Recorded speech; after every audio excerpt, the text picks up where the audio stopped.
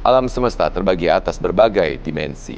Dimensi nyata bagi kita manusia, juga dimensi tak kasat mata yang hidup di sekitar kita. Mereka hanya terpisah oleh tirai setipis sutra dan rentan menyeberangi alam kasat mata. Menunggu momentum, menanti lengah para medium. Bersama saya Nico Oliver, malam ini di Medium tentunya saya tidak sendirian. Saya bersama dengan teman indigo kita, Tasya Siahaan.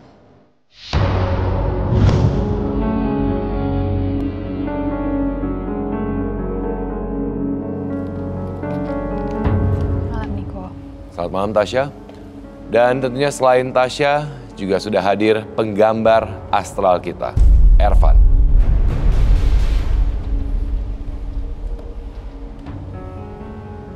Selamat malam, teman misteri.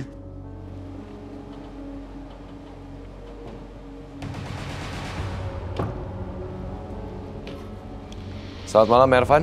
Malam, Nico. Dan juga tentunya selain Tasya dan Ervan, sudah hadir ke-30 panelis kita di malam hari ini. Saya akan segera mengajak medium selebriti yang memang akan bergabung bersama kita di malam hari ini dan membagikan pengalaman misteri yang dialaminya. Dan tentunya juga pada saat medium misteri kita membagikan pengalamannya, kita akan mencoba untuk mencari tahu lebih lanjut apa sebenarnya yang terjadi juga dalam kehidupannya. Dan saat ini saya akan segera mengundang Yeyen Lydia.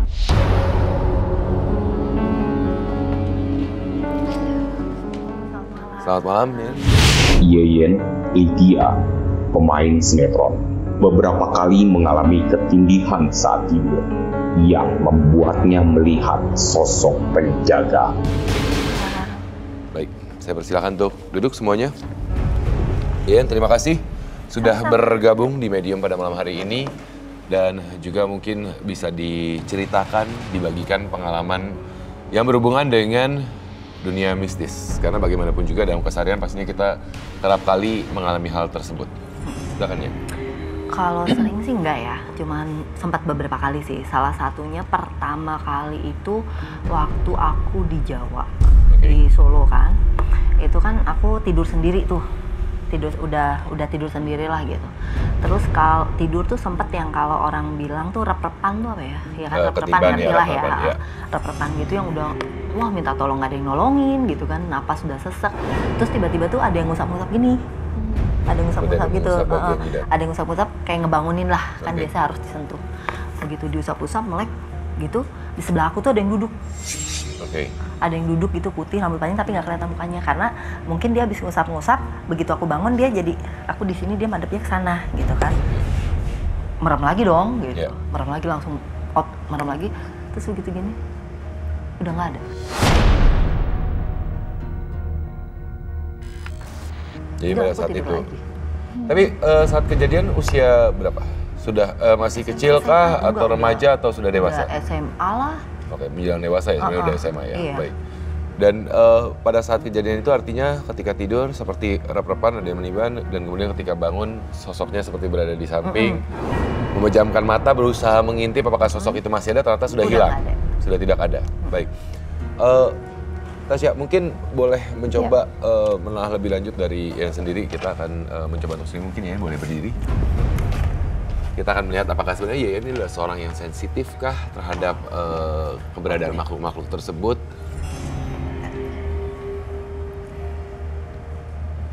Wah, ini Mbak Yeyen ini ada eyangnya. Ini kalau ini udah jelas jadi Jawa sih ini. Eyangnya lengkap, ngasih tunjuknya lengkap, berkebaya, pakai kain, agak gemuk. Terus ini juga yang membuat sifatnya Mbak Yeyen agak keras juga. Temboknya tinggi gitu.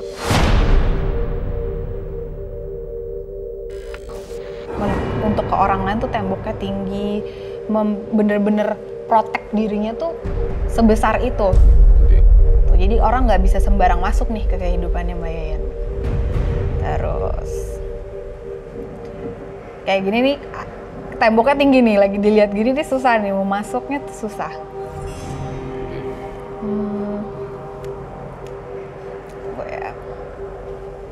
Tapi kadang-kadang Mbak Yayan suka lebih senang sendiri, kadang-kadang ada butuh waktunya untuk keluar, tapi banyakan itu dominan lebih senang sendiri sebenarnya.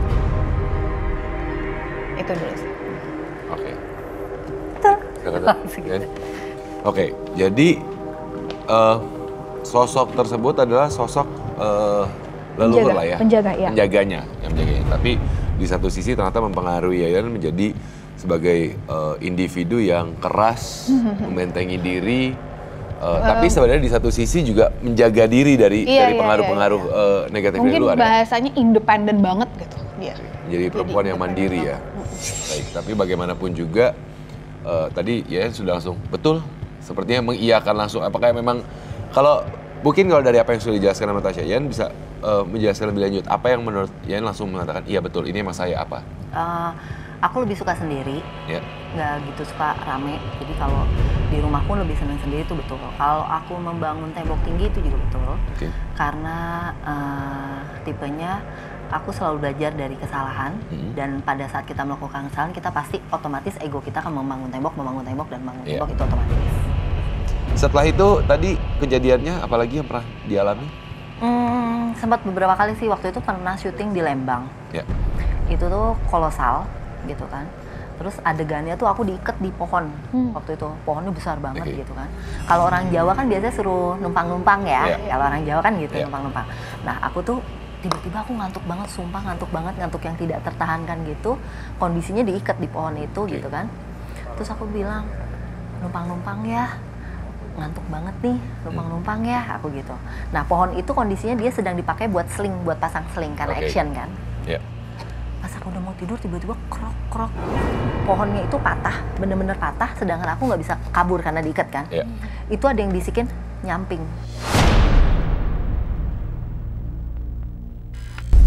Nyamping, miring gitu. Itu aku akhirnya gesernya miring karena nggak bisa ke depan kan. Dan itu bener-bener pohon itu tumbang tuh si bagian lancipnya tuh pas aku duduk. Di posisi duduk awal. Pas posisi duduk awal. Jadi aku gesernya nyamping. Seperti ada yang ngasih tahu untuk yuk minggir gitu. Kak, aku terdistract sama eyangnya Mbak Yayan ini. Adanya sosok penjaga yang mana ya? Kan yang aku pasti dua ya. Mama aku yang Jawa ya. Yang Jawa. Ini di sini dia sempat ngomong gini. Perannya dia ke hidupnya Mbak Yayan tuh kenceng banget. Sangat kenceng kayak tadi mungkin kalau menurut ceritanya eyangnya ini banyak banget kejadian-kejadian yang Mbak Yayan alami dan selalu dikasih kode sebelum itu jangan sampai ini terjadi. Salah satunya kayak tadi nyamping. Itu salah satu kode atau dikasih tahu sebelum itu terjadi dan Mbak Yayannya sendiri peka. Tapi dia cuman peka sama leluhurnya ini nih. Jadi kalau ada sesuatu yang tiba-tiba aduh mau ke sana tapi muncul aja kayak enggak deh, ntar aja deh gitu. Intuisi ya? Iya, karena kalau dia jalan nggak taunya lagi akan kenapa gitu. Sepertinya Ervan sepertinya sudah selesai menggambarkan sosok. Tapi aku padahal nggak, aku bukan tipe yang deket sama keluarga, kecuali keluarga inti aku ya kayak mama papa yang itu. Kalau mama aku Jawa, papa aku Cina. Itu nggak terlalu sering ngobrol atau gimana. Tapi eyangnya tuh bukan eyang langsung, ini eyang. Jadi leluhur garis keturunan. Bukan yang langsung bukan dari langsung, mama, nenek langsung, tapi garis keturunan yang memang akhirnya biasanya memang ada satu sosok-sosok dari keluarga leluhur yang memang akan menjaga keturunannya. Tapi aku sering tuh gitu. Dulu sempat juga nih dari Ancol. Terus kan ada jalanan yang naik ke atas tuh kalau mau ke Tanjung Priuk, Cah tuh gitu kan. Depan aku truk, gitu kan. Itu aku di belakang dia persis. Terus tiba-tiba gini, jangan di belakang truk Ken, lewatin, gitu kan. Itu aku lewatin. Begitu aku lewatin, truknya mundur, nabrak mobil belakang. Itu dia. Sebenarnya ada intuisi, ada yang mengingatkan, menjaga Yayan artinya ya. Oke. Sosok yang sudah digambarkan oleh Ervan? Saya menangkap ada gambaran sosok wanita ya, seperti tadi yang dijelaskan Tosya. Ya. Ini adalah sosok yang penjaganya, leluhurnya dari Yayan yang memang menjaga. Nah, Tasya, apakah selalu mengikuti atau berkeliling? Karena seperti kita ketahui kadang-kadang kan memang kalau penjaga dari garis keturunan leluhur itu dia tidak harus selalu berada di satu garis satu keturunannya, tapi dia berkeliling gitu. Iya. Kalau yang ini nempel. Memang nempel. Memang mengikuti, dikhususkan mengikuti Yayan ya. Artinya, karena sifatnya tuh mirip banget sama Mbak Yayan. Dia independen banget, perempuan. Ini aku bisa bilang dia, kalau orang Jawa bilang garwo. Itu jadi bukannya selir, tapi kayak istri keduanya, tapi yang terhormat gitu. Nah ini dia benar-benar yang, dia bagus banget itu. Kayak Ervan gambar tadi, berani, tegas gitu, kayak walaupun gue perempuan gue bisa nih. Oke. Tapi maksudnya Yayan sadar nggak atau hanya ini cuman selama ini maksudnya ketika mendengarkan seperti ada bisikan untuk geser samping atau apa menganggap yaudah atau tidak mencoba untuk mencari tahu? Enggak, karena kebetulan aku bukan tipe yang percaya hal-hal seperti itu. Aku percaya itu ada tapi tidak percaya yang gimana-gimana tipenya gitu. Makanya sempat kalau adikku tuh lebih ke Jawa. Adikku tuh sempat ada yang bisa, misalnya dia bisa kemasukan, terus adikku bisa gitu. Tapi aku nggak bisa. Mereka bisa lihat, aku nggak bisa. Jadi aku ngerasa aku bukan orang yang terpilih untuk itu gitu. Jadi selama ini ngerasanya kalau memang ada bisikan atau gimana, ngerasanya ya sedang dilindungi saja, terlindungi aja. Cuma dikasih tahu aja. Karena adiknya artinya, maksudnya secara garis keturunan artinya ada beberapa yang memang mempunyai kemampuan itu. Ada sih adikku kayak katanya ya, kan kita nggak bisa lihat. Iya. Dia sih bilang dia bisa lihat gitu, dia bisa lihat atau gimana dia bisa, cuman aku yang paling tidak peka terhadap, tidak peka untuk hal-hal kayak gitu. Oke, di antara saudara sendiri ya artinya ya kita bahas ya. Tapi aku bisa yang misalnya gini, mungkin karena aku tidak percaya jadi aku lebih bisa ngatur. Kayak misalnya nih di rumah gitu kan, waktu pindahan rumah pertama itu berisik banget, sumpah berisik banget. Dalam pengertian berisik apa nih? Jadi pada saat aku tidur tuh bisa ada kayak suara pasir ke kaca gitu. Jadi pasir dilempar ke kaca tuh, pasir dari mana gitu kan. Dan itu hanya di jam-jam tertentu. Itu aku diemin. Sehari, 2 hari aku diemin. Hari ketiga aku samperin tempatnya. Misalnya yang nggak enak sebelah mana. Kalau takut misalnya depan kamar tamu misalkan gitu. Itu aku ngobrol. Kamu terusin, aku usir.